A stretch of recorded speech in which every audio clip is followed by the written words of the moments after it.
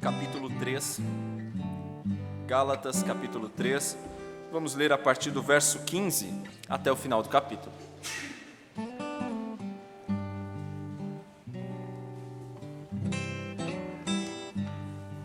Gálatas capítulo 3, verso 15 até o 29.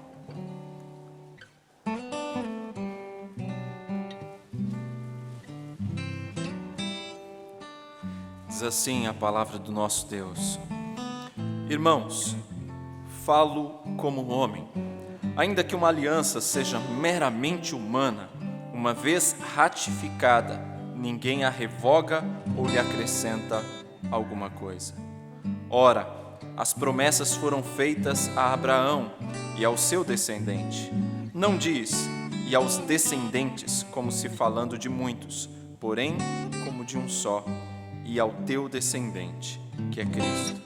E digo isto, uma aliança já anteriormente confirmada por Deus, a lei, que veio 430 anos depois, não a pode abrogar, de forma que venha a desfazer a promessa. Porque se a herança provém de lei, já não decorre de promessa, mas foi pela promessa que Deus a concedeu gratuitamente a Abraão. Qual, pois, a razão de ser da lei?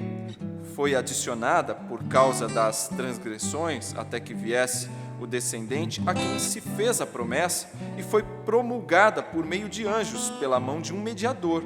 Ora, o mediador não é de um, mas Deus é um. É porventura a lei contrária à promessa de Deus? De modo nenhum. Porque se fosse promulgada uma lei que pudesse dar vida, a justiça, na verdade, seria procedente de lei. Mas a Escritura encerrou tudo sob o pecado, para que, mediante a fé em Jesus Cristo, fosse a promessa concedida aos que creem. Mas antes que viesse a fé, estávamos sob a tutela da lei e nela encerrados, para essa fé que, de futuro, haveria de revelar-se. De maneira que a lei nos serviu de aio para nos conduzir a Cristo, a fim de que fôssemos justificados por fé. Mas tendo vindo a fé, já não permanecemos subordinados ao aio. Pois todos vós sois filhos de Deus mediante a fé em Cristo Jesus. Porque todos quantos fostes batizados em Cristo, de Cristo vos revestistes. Dissarte, não pode haver judeu, nem grego, nem escravo, nem liberto, nem homem, nem mulher, porque todos vós sois um em Cristo Jesus. E se sois de Cristo, também sois descendentes de Abraão e herdeiros segundo a promessa. Até aí. Irmãos, os nossos dias têm sido marcados pela flexibilidade.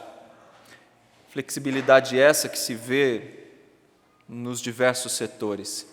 E por mais triste que seja, no que diz respeito aos valores também. É muito triste ver como a igreja evangélica tem cedido às pressões do mundo. É muito triste perceber como a igreja tem cada dia se parecido mais com o mundo. É muito triste perceber como, de maneira tão sutil, os valores absolutos da palavra de Deus têm sido relativizados. Essa é a grande realidade. Nós vivemos dias onde não se prega mais contra o adultério, pouco se fala a respeito da mentira, não se condena a fofoca, não se condena a idolatria, a pornografia. Nos nossos dias pouco se fala a respeito da submissão da esposa ao seu esposo, pouco se fala a respeito da necessidade de um marido demonstrar um amor abnegado à sua esposa.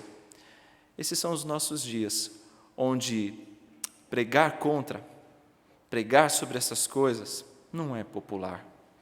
Irmãos, é muito triste perceber como a mensagem que as pessoas correm atrás para ouvir é aquela mensagem descompromissada, é aquela mensagem do Deus bonzinho que está a todo momento pronto a atender aos seus pedidos, está pronto a te dar uma vida abastada, bem-sucedida, é essa mensagem que todos correm para ouvir.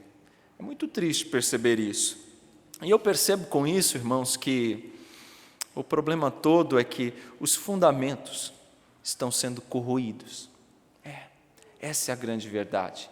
Fundamentos, valores absolutos estão sendo cada dia mais minados e corroídos.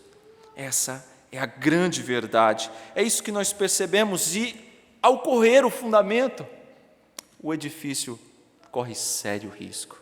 A vida da igreja corre risco, a nossa vida está em risco quando deixamos de lado valores absolutos ou quando os flexibilizamos. Certamente os crentes das igrejas da Galácia estavam se distanciando assim também da verdadeira mensagem do evangelho que Paulo transmitiu. Aqueles crentes a quem Paulo escreve, que são muitos, que são de diversas igrejas numa região da Galácia, eles certamente estavam passando por problemas muito parecidos com esses da igreja dos dias de hoje. Eles estavam se deixando levar por falsos ensinamentos, estavam novamente voltando ao erro que um dia eles abandonaram.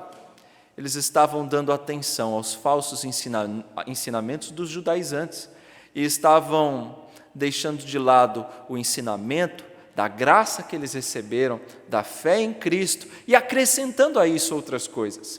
Porque os judaizantes não diziam que isso estava errado, pelo contrário, eles diziam que a fé em Cristo era absolutamente necessário, mas não era suficiente. Além da fé em Cristo, era necessário também, diziam os judaizantes, além da fé em Cristo, você precisava também de obras da lei. Você precisava praticar boas obras, obras conforme a lei determinava, para que daí então você conquistasse a salvação, a justificação diante de Deus. Só assim você poderia ser então aceito diante de Deus, era o que diziam os judaizantes. E Paulo então se levanta revoltado contra essa postura dos irmãos da Galácia. Ele que havia ensinado aqueles irmãos que um dia foram libertos do legalismo, agora estavam retrocedendo na fé e voltando às mesmas práticas de antes. Isso gera uma indignação no apóstolo Paulo, e ele começa o texto na carta, no capítulo 3, justamente chamando-os de insensatos. Ó Gálatas insensatos, como é que vocês podem voltar ao mesmo erro? Como é que vocês podem novamente voltar ao erro que um dia vocês foram libertos? É assim que Paulo inicia essa exortação. Agora veja, irmãos, o curioso é que aqueles judaizantes que estavam enganando a igreja, eles enganavam a igreja fazendo uso da palavra. Olha que curioso. Os ensinamentos que eles estavam trazendo eram a partir da palavra, mas de distorções da palavra. Eles se valiam do Antigo Testamento, da lei, de Abraão, fazendo referência a Moisés e a Abraão, para distorcer os ensinamentos da palavra, e assim enganavam a muitos. Veja como diz aqui no verso 15: irmãos, falo como homem, ainda que uma aliança seja meramente humana, uma vez ratificada, ninguém a revoga ou lhe acrescenta alguma coisa. Ora, as promessas foram feitas a Abraão e ao seu descendente. Não diz, e aos descendentes, como se falando de muitos, porém como de um só, e ao descendente que é Cristo. Ele fala de Abraão, da promessa feita a Abraão, e fala da lei. A lei que, consequentemente, foi entregue por Deus a Moisés. Ele cita aqui Moisés, a lei, e cita Abraão. A referência que ele faz são a esses dois homens, a estes dois grandes homens da história do Antigo Testamento. E é engraçado que Paulo vai combatê-los com os mesmos argumentos que eles se utilizavam. Paulo se vale dos seus próprios argumentos para mostrar o erro que eles estavam cometendo. Paulo os rebate na mesma altura, na mesma medida. Ele mostra que o Deus que deu a promessa a Abraão é o mesmo Deus que deu a lei a Moisés. Não há contradição, não é colocado um contra o outro, mas o mesmo Deus deu a lei a um e a promessa ao outro. O mesmo Deus é autor de ambos, de modo que um não é contrário ao outro e um não sobrepõe ao outro, mas ambos têm um papel importante dentro dos propósitos de Deus. E é isso que ele passa a discorrer aqui, ou seja, que Deus usa a ambos, a promessa e também a lei, de modo que um não vai contra o outro, e de modo que a lei não anulou a promessa. O fato da lei ter vindo depois da promessa não faz com que a lei anule a promessa. É isso que ele diz, irmãos, uma aliança, ainda que ela seja meramente humana, uma vez ratificada, ninguém a revoga ou lhe acrescenta alguma coisa. O que ele está dizendo? Olha, uma aliança, um acordo, um pacto, um compromisso, uma vez feito, ninguém o revoga ou modifica. E veja bem, se um contrato humano é assim, imagine uma aliança feita por Deus. E a Bíblia diz que o nosso Deus não muda, a sua vontade não se altera. Ora, se uma aliança humana é tão séria assim, imagina uma divina, imagina uma que tenha sido feita por Deus, muito menos se alterará. Ou seja, a promessa não muda. A promessa, ainda que bem antiga, feita a Abraão lá atrás, ela não é revogada pela lei, ela não é alterada pela lei, muito embora a lei seja posterior. Veja que ele está dizendo, ainda que esse pacto seja humano, se for um pacto humano, ele foi ratificado, foi confirmado, então ele não pode ser alterado. E a promessa que foi feita por Deus, será que vai ser alterada? Será que vai ser modificada pela lei? De modo algum, é o que argumenta Paulo. Ora, as promessas foram feitas a Abraão e ao seu descendente. Não diz e aos descendentes, como se falando de muitos, porém como de um só, e ao teu descendente, que é Cristo. E digo isto, uma aliança já anteriormente confirmada por Deus, a lei, que veio só 430 anos depois, não a pode abrogar, de forma que venha a desfazer a promessa. Irmãos, a lei é posterior à promessa, mas não a revoga. Abraão foi justificado pela lei? Não. Abraão foi justificado pela fé na promessa. Ou seja, se Abraão foi justificado pela fé na promessa, ora, nem havia lei ainda, a promessa já existia e era bem presente, e já justificava o homem, de modo que a lei que vem posteriormente, que ainda nem existia no período de Abraão, Abraão sequer era circuncidado quando recebeu a promessa.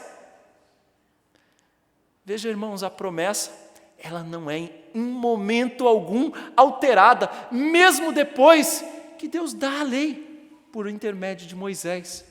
E Paulo, então, continua o seu argumento contra os judaizantes, demonstrando que a promessa tem um valor muito superior e não é revogada pela lei.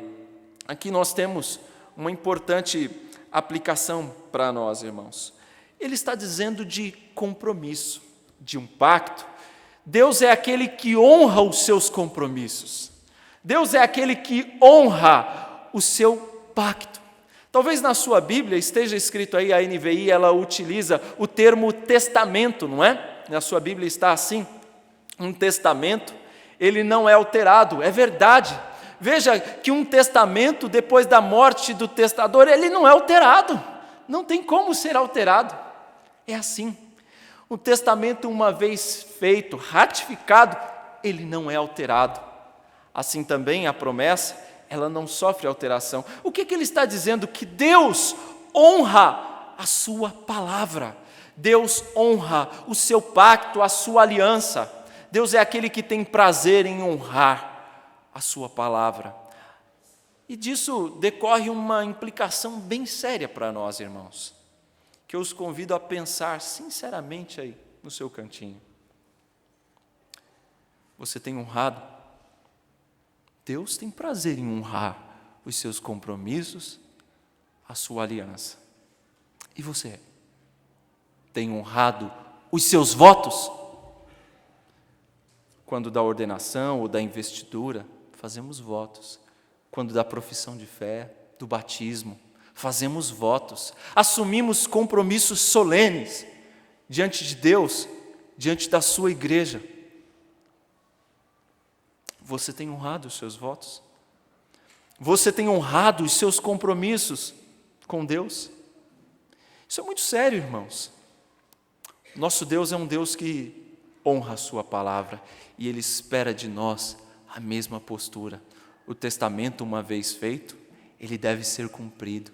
O pacto, uma vez feito, ele precisa ser honrado. O compromisso com Deus, uma vez assumido, precisa de ser honrado. E é muito triste ver como as pessoas hoje, muitos crentes hoje, não honram os seus compromissos com Deus. Abandonam, deixam de lado o seu compromisso com Deus por qualquer motivo.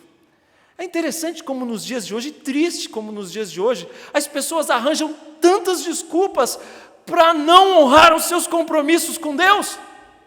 Veja, nós temos uma gama enorme, variada de desculpas que as pessoas dão para não honrar. Eu estou cansado. Hoje está tão frio. Puxa, fico pensando que o Senhor não volte no frio. Encontrará muitos em casa, preguiçosos. Sim. Irmãos, quantos não dizem, pastor, eu tenho tanto trabalho a fazer, não vou. Esquecem do seu compromisso. E é bem oportuno essa aplicação da palavra. Nós já estamos no mês de abril. E lembramos que em dezembro, passou agora, bem pertinho, nós assumimos compromissos, não é? Eu lembro de quantas pessoas nós tínhamos aqui na frente. Nós assumimos compromissos com Deus e com a igreja. E agora, em abril, já muitos se esqueceram do compromisso. E não honram o compromisso. E deixam o compromisso de lado por qualquer motivo. Talvez dizem, Deus vai entender. É só dessa vez. E assim vão levando, de maneira sucessiva, com desculpas, a vida. E assim os meses vão se passando. E o compromisso é esquecido. Nosso Deus é alguém que se preocupa em honrar o seu compromisso conosco. Ele honra a sua aliança. E Ele espera de nós também que sejamos fiéis aos nossos compromissos, aos votos que fizemos com Ele. Isso é muito sério, irmãos. A aliança que Deus assumiu, ela não podia ser quebrada. A promessa, ela não podia ser descumprida. Porque se um testamento humano não pode ser alterado, muito menos as promessas imutáveis de um Deus imutável. Ele fez uma aliança com Abraão e com o seu descendente. E se Abraão foi justificado pela fé na promessa, assim acontecerá com a sua descendência. Assim acontecerá conosco, que também somos justificados da mesma forma. E pelo final do texto que nós lemos, fica bem claro que essa descendência de Abraão, verdadeiros filhos de Abraão, são aqueles que creem em Jesus. E que, consequentemente, também são descendentes e herdeiros da promessa. Também somos justificados da mesma forma que Abraão. E Paulo deixa claro dentro do texto que o fundamento desta promessa é Cristo. E é por isso que essa promessa não falha, porque o seu fundamento é Cristo. Abra sua Bíblia aí em Romanos. Nós lemos alguns textos de Romanos durante o culto, e é importante relembrá-los. Romanos 4, verso 13 ao 14, Paulo diz assim: não foi por intermédio da lei que a Abraão ou a sua descendência coube a promessa de ser herdeiro do mundo, e sim mediante a justiça da fé, pois se os dá leiros, anula-se a fé e cancela-se a promessa. Ou seja, ele recebeu mediante a justiça da fé, e não mediante a lei. A promessa é recebida por meio da fé e não pela lei. É importante lembrar ainda, irmãos, algo muito interessante dentro dessas passagens. Não foi Abraão quem tomou a iniciativa de fazer uma aliança com Deus, mas foi o próprio Deus quem tomou a iniciativa de fazer um pacto, de fazer uma aliança com Abraão. E essa aliança é uma aliança baseada em Cristo. Não é baseada nos méritos de Abraão, não é baseada em qualquer outro esforço do patriarca, mas é baseada em Cristo. É por isso que é uma aliança graciosa, baseada na graça de Cristo. Essa aliança está fundamentada na graça e ela é abraçada pela fé. Deus não tinha o objetivo de dar a terra de Canaã ao seu povo escolhido. Deus não queria dar somente uma terra àquele povo, mas Deus queria salvá-los por meio de Cristo. E Ele continua fazendo hoje da mesma forma. A promessa não mudou. Deus hoje continua ainda salvando o seu povo por meio de Cristo. Somos descendentes de Abraão por meio de Cristo, herdeiros da promessa, herdeiros desta justiça por meio da fé, a mesma fé de Abraão, como é discorrido aqui por Paulo. Irmãos, Abraão foi justificado pela fé na promessa mais de 400 anos depois é que a lei veio ser promulgada. A lei até então não existia. Isso porque a promessa da fé tem as suas raízes na eternidade. A promessa não foi dada a Moisés, a promessa vem desde a eternidade. Abraão a recebe pela fé. A promessa está baseada em Cristo e foi dada a Cristo na eternidade. Assim, essa promessa, ela não pode ser alterada, ela não pode ser revogada pela lei, conforme Paulo diz no verso 17. A lei não a pode abrogar, de forma que venha a desfazer-se a promessa. Agora veja o verso 18. O Senhor deu a herança por meio da promessa e não pela lei, porque se a herança provém de lei, já não decorre de promessa. Mas foi pela promessa que Deus a concedeu gratuitamente a Abraão. Ou seja, a herança concedida a Abraão é a justificação. Isso não decorreu de mérito ou obra, não decorreu da lei, mas decorreu da fé, gratuitamente, diz o texto. Ou seja, fruto da graça de Deus, e não da lei, e não das obras da lei.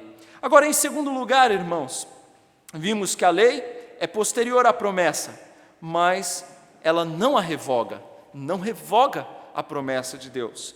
Agora, em segundo lugar, a lei é importante, mas a promessa é mais. A lei é importante, a lei ela não é desprezível, ela é importante, mas a promessa é mais. Veja o verso 19. Qual, pois, a razão de ser da lei? Foi adicionada por causa das transgressões, até que viesse o descendente a quem se fez a promessa, e foi promulgada por meio de anjos, pela mão de um mediador. Ou seja, a lei veio de Deus. A lei foi entregue pelo próprio Deus, veio por meio de mãos de anjos, e dos anjos entregues a Moisés. A lei é importante, ela tem o seu papel, no entanto a promessa é mais. A lei, ela serve para mostrar o pecado, é isso que Paulo vai dizer em outras passagens. A lei, ela mostra o nosso pecado, mas ela em momento algum tem o poder de extrair o pecado. Ela só aponta. A lei é como a radiografia, que mostra o tumor, mas ela não é o bisturi, que opera e retira. A lei, ela serve para mostrar a culpa, mas não para dar a desculpa. A lei, irmãos, define o caminho certo, o caminho que o homem deve seguir, o caminho que o homem precisa trilhar. Mas a lei, ela não tem o poder de refrear o homem de tomar o caminho errado. Mas o Evangelho sim. O Evangelho tem o poder de mostrar ao homem o caminho correto e de refreá-lo nos seus pecados. O Evangelho tem esse poder. A lei não. Paulo vai dizer ainda em Romanos, mantenha aí sua Bíblia aberta, Romanos 10, verso 4. Paulo vai dizendo que a lei foi temporária. A lei vigorou até Cristo, porque com a vinda de Cristo, a lei encerrou a sua missão. A lei encerrou o seu trabalho quando Cristo veio. O fim da lei é Cristo, diz Paulo, verso 4, porque o fim da lei é Cristo, para a justiça de todo aquele que crê. O fim da lei é Cristo. Quando Cristo chegou, a lei encerrou o seu trabalho, de modo que a justiça permanece, a lei não. Portanto, a justiça é maior, a promessa é maior do que a lei. Por meio da lei, nós somos levados a reconhecer que somos pecadores e dependentes da graça de Deus. A lei nos mostra o quanto somos carecedores da graça de Cristo. E a lei ela tem um importante papel de nos tomar pelas mãos e nos levar até Cristo. E nos curvar diante dele, que é o único que pode de fato nos justificar. É o único que pode de fato salvar o homem, porque a lei não pode fazer isso. A lei só pode mostrar o quão pecadores somos, o quão distantes do caminho estamos, mas não pode nos trazer de volta ao caminho correto. Cristo sim. É por isso que a lei tem um importante papel, porque nos toma pelas mãos e nos leva só para Cristo, aquele que é o único que pode nos justificar diante de Deus. Esse é o trabalho, essa é a missão da lei.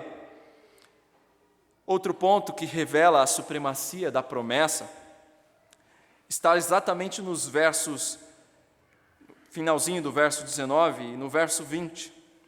Veja só, e foi promulgada, falando aqui, quem se fez Vamos ler o verso 19 inteiro.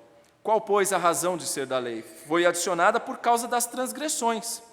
A lei só existe por causa do pecado, e a lei revela o pecado, até que viesse o descendente, a quem se fez a promessa, e foi promulgada por meio de anjos, pela mão de um mediador. Ora, o mediador não é de um, mas Deus é um. O que ele está dizendo aqui de importante para nós e que revela a supremacia, a importância da promessa sobre a lei? Veja, irmãos, a lei, ela veio de Deus, depois foi entregue aos anjos, e dos anjos para Moisés, e de Moisés para os homens. Ou seja, ela nos vem de terceiros, ao passo que a promessa não. A promessa não necessitou de um mediador, de anjos, para chegar até nós.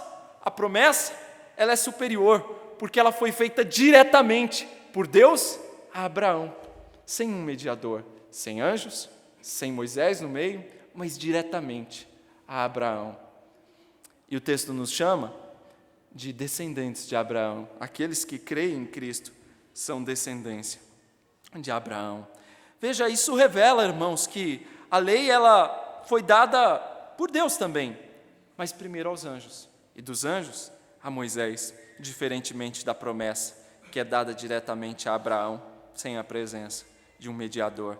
E outro aspecto ainda interessante sobre a superioridade da promessa é que no pacto da lei, Deus justifica ao justo, mas na promessa, Ele justifica o ímpio. Na promessa, Deus justifica o ímpio, aquele que não pode e que não consegue cumprir a lei. Olha que interessante, a promessa da justiça foi dada por Deus sem necessidade de um mediador. Foi dada por Deus a qualquer um que crê em Cristo. A promessa é aplicável mesmo aos ímpios, e não só ao judeu, não só ao cumpridor da lei. A promessa da justiça, irmãos, é aplicável a cada um de nós. A justificação não depende da obediência da lei, mas da fé na promessa. Ou seja, é o próprio Deus quem justifica o pecador. Não depende de ações do pecador. Veja que na lei, ela é inferior porque, além daquele que dá a lei, do próprio Deus, depende também do pecador para cumprir a lei. Ao passo que a promessa não depende do pecador para cumprir nada. É o próprio Deus quem faz tudo, do início ao fim. É o próprio Deus quem salva, quem justifica, do início ao fim, sem a participação do pecador. Ao passo que a justiça da lei depende do pecador e depende do legislador também. Agora, é interessante aqui o verso 21, o que Paulo diz: é porventura a lei contrária às promessas de Deus? Ele faz uma pergunta e ele mesmo responde: de modo nenhum. Porque se fosse promulgada uma lei que pudesse dar vida, a justiça, na verdade, seria procedente da lei. Ou seja, Paulo está mostrando que a lei e a promessa trabalham juntas. A lei e a promessa trabalham juntas. A lei não contradiz a promessa, mas juntamente, lei e promessa trabalham em conjunto para cumprir os propósitos de Deus. É isso que Paulo está mostrando. Ou seja, a lei toma o pecador pela mão e o leva a Cristo. A lei revela o pecado, não dá a vida, é verdade, mostra o pecado, mostra que todos estão caídos diante de Deus, mostra qual é o salário do pecado. O salário do pecado, Paulo vai dizer em Romanos, é a morte. A lei revela tudo isso, tem este papel. Mas a promessa de Deus, quando aplicada, ela justifica. Ela tira o pecador do seu estado de caído e o coloca como redimido diante de Deus. Lutero tinha uma frase brilhante sobre esse assunto. Lutero dizia o seguinte: o ponto principal da lei é tornar os homens piores. Olha que interessante que Lutero dizia: o ponto principal da lei é tornar os homens piores e não melhores. Lutero dizia. Sabe por quê ele dizia isso? Porque a lei mostra o pecado dos homens, para que por meio desse conhecimento do pecado, eles se tornem mais humildes e sejam mais assustados, diz Lutero, desanimados e quebrantados, para que por meio desse quebrantamento, desse modo, assustados, humilhados, desanimados, quebrantados, eles sejam levados a buscar a graça que está somente em Cristo. Interessante, não é? A frase de Lutero. A lei serve para nos deixar piores e não melhores, assustados, desanimados, quebrantados, e assim desse jeito nos levar correndo para Cristo. Esse é o papel da lei. Esse foi o principal papel da lei. Se fosse possível obter a vida pela lei, como Paulo está dizendo aqui, olha, porque se fosse promulgada uma lei que pudesse dar a vida, a justiça, na verdade, seria procedente da lei. Em outras palavras, se a lei pudesse dar vida, não haveria necessidade de ter Cristo morrido na cruz por ninguém. Ora, se a lei pudesse dar vida, não seria necessário a obra de Cristo. É isso que Paulo está mostrando, entre outras coisas. A lei não liberta, a lei mantém o homem em prisão, veja, mas a Escritura, diz ele no verso 22, encerrou tudo sob o pecado, para que mediante a fé em Jesus Cristo, fosse a promessa concedida aos que creem. Mas antes que viesse a fé, estávamos sob a tutela da lei, e nela encerrados, aprisionados, para essa fé que de futuro haveria de revelar-se. Ou seja, estávamos presos, aprisionados pela lei, até que no futuro se revelasse a fé. É o que Paulo está dizendo. Ou seja, a lei não liberta, a lei nos mantém presos. A lei não tem o poder de libertar, pelo contrário, aprisiona. Só a fé na promessa que pode libertar. É isso que Paulo estava discorrendo aqui. A lei não libertava ninguém, mas a fé em Cristo sim. É o que ele diz no verso 23. Antes que viesse a fé, nós estávamos sob a tutela da lei, e nela aprisionados, e nela encerrados, até que Cristo veio. A lei, ela atuou aqui como um tutor. Talvez seja essa exatamente a expressão que está aí na sua Bíblia. Na NVI utiliza a expressão tutor, ao passo que aqui a Ara se utiliza da expressão aio, né? A lei serviu de aio para nos conduzir a Cristo. Ora, talvez você esteja se perguntando, mas que diacho é esse de aio? Aio, irmãos, é o mesmo significado de tutor. Por isso que a NVI foi bem mais feliz na tradução, utilizou uma expressão mais próxima de nós, ou seja, a lei serve de tutor. E qual é o objetivo dessa expressão? É mostrar que a lei serviu como uma pessoa responsável por conduzir alguém que não é capaz. Quando você tem, por exemplo, uma criança que, devido à sua idade, à sua imaturidade, não é capaz de responder pelos atos da vida civil, o que precisa? Precisa de alguém para representá-lo, precisa de um tutor para essa criança. Ora, esse tutor vai representá-lo até atingir a maturidade. E quando essa criança atingir a maturidade, o que vai acontecer? Ela não precisará mais do tutor, ela própria responderá pelos atos da vida civil. Ou seja, a lei nos serviu de aio, de tutor. Por quê? A lei nos serviu até um momento, a lei nos serviu até Cristo. E quando Cristo veio, nós não precisamos mais do serviço do tutor, porque agora nós temos a Cristo, porque agora atingimos a maturidade. Essa é a ideia. Assim como a criança, quando atinge a maturidade, não precisa mais do tutor, assim também não era mais preciso. Não era mais preciso a lei. Agora, então, somente a promessa, a fé na promessa.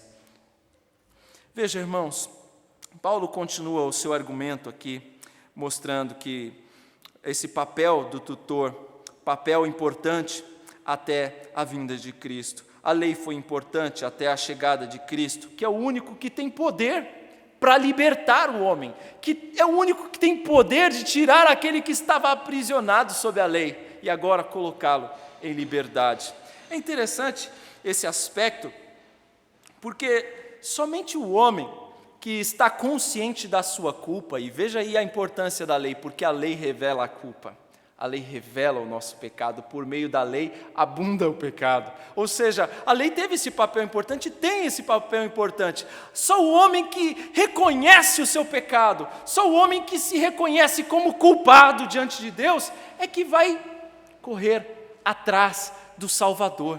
Só o homem que reconhece o quanto está perdido, que vai em busca do Salvador. Veja, somente aquele que reconhece que as suas forças não são capazes de lhe adicionar qualquer favor de Deus, é que corre até o Salvador. É interessante, essa semana me ligou um amigo, e ele havia me dito o seguinte: ele bateu o carro, e ele achava que tinha razão, mas a pessoa também dizia a mesma coisa, e ele não entrou no acordo com a pessoa, e deixou a coisa correr. E o que aconteceu é que, nessa semana, ele teve uma audiência, e ele teve que comparecer, e nessa audiência, o juiz os ouviu, e já deu a sentença, e o condenou a restituir todos os valores gastos pela proprietária do outro veículo, desde aluguel de veículo no período em que o carro estava consertando, até todos os gastos do veículo. E aí ele me procurou desesperado, porque ele viu que já não tinha mais saída, agora ele estava condenado e estava procurando de algum jeito arranjar uma saída. É exatamente isso que a lei faz. Nos deixa sem saída. E nos faz desesperados correr atrás de um advogado para tentar mudar a nossa situação, para tentar reverter o nosso quadro de condenação. É exatamente isso que a lei faz. Ela nos faz correr para Cristo, o nosso advogado, aquele que intercede por nós junto ao Pai. aquele que é capaz de vencer a nossa causa. Ele não perde uma, só Ele.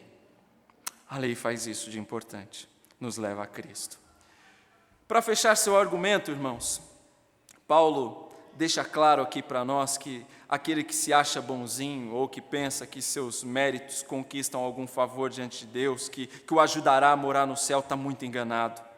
Porque só aquele que busca a Cristo, só aquele que confia em Cristo, que crê em Cristo, é que poderá desfrutar desses benefícios.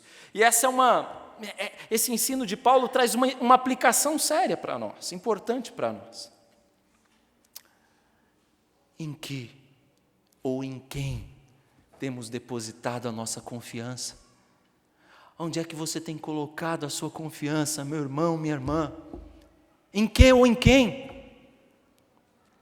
Se for em qualquer outra coisa que não em Cristo, olha, você está fadado ao mesmo fim daquele meu amigo que ligou essa semana. Mas se for em Cristo, como Paulo já bem disse, você é mais do que vencedor. E todas as coisas cooperarão sim para o seu bem. Agora, seguindo ainda o seu argumento, Paulo, quando chega aqui no verso 26 e 27, ele diz: pois todos vós sois filhos de Deus mediante a fé em Cristo Jesus, porque todos quantos fostes batizados em Cristo, de Cristo vos revestistes.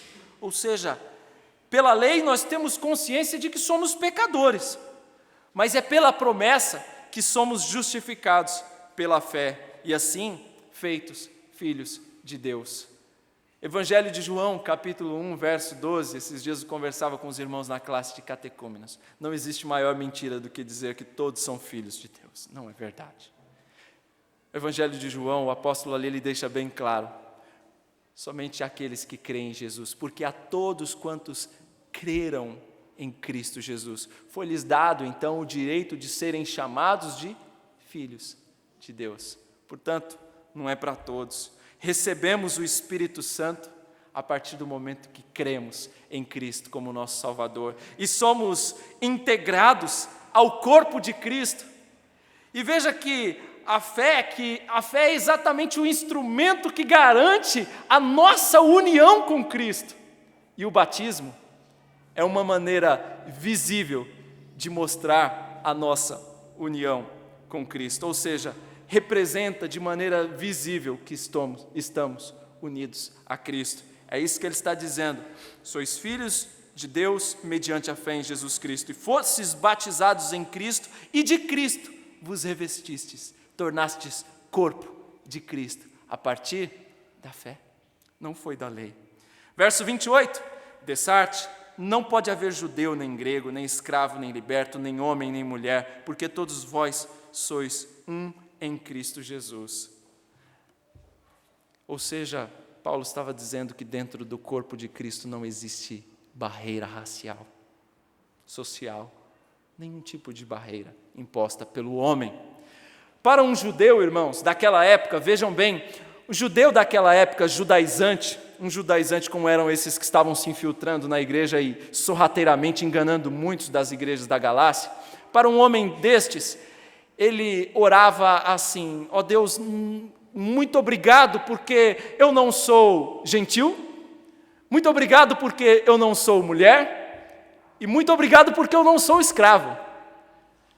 Para um judaizante, era algo extremamente desprezível e representava uma rejeição de Deus, o ser escravo, gentil e ser mulher. Era algo inferior para um judaizante, para um desses que estavam ali se infiltrando e enganando muitos na igreja da Galácia. Ao passo que Paulo vem aqui e diz que na igreja de Cristo não é assim, no reino de Deus não é assim. No reino de Deus não há espaço para divisão. Ele está mostrando aqui com todas as letras que a fé em Cristo, ela une judeus e gentios. A fé em Cristo une homens e mulheres. A fé em Cristo une escravos e livres. Veja, irmãos, mais uma aplicação preciosa para a nossa vida aqui. Na igreja de Cristo não tem espaço para divisão entre pobres e ricos. Não tem espaço para divisão entre pretos e brancos ou amarelos. Na igreja de Cristo não tem espaço para divisão entre pessoas de muito conhecimento, de muitos estudos e pessoas iletradas. No reino de Deus não há espaço para esse tipo de divisão. Pense nisso. E Paulo encerra então a questão no verso 29. E se sois de Cristo, também sois descendentes de Abraão e herdeiros, segundo a promessa. Ou seja, ele encerra afirmando que a fé em Cristo nos torna somente um com Cristo. A fé em Cristo nos une a Cristo, nos faz um com Cristo, e mais do que isso, nos faz herdeiros da promessa. Em Cristo somos também chamados de filhos de Abraão e, consequentemente, herdeiros da mesma promessa que Deus fez a Abraão. E a promessa que Deus fez a Abraão dizia a respeito da justificação, da salvação. Ou seja, somos herdeiros desta mesma promessa da justificação, da salvação, da bem-aventurança da vida eterna, da mesma forma que foi prometido a Abraão, confirmada em Cristo, confirmada através de Moisés também, nós herdamos esta mesma promessa. Que o Senhor nos ajude a não depositar a nossa confiança em nós mesmos, porque somos muito limitados, falhos, pecadores terríveis. Não descansemos em qualquer outra obra que não a obra de Cristo, e confiemos na promessa, a mesma feita a Abraão e que se estende aos seus descendentes, a nós, que também somos descendência de Abraão pela fé em Cristo. Amém.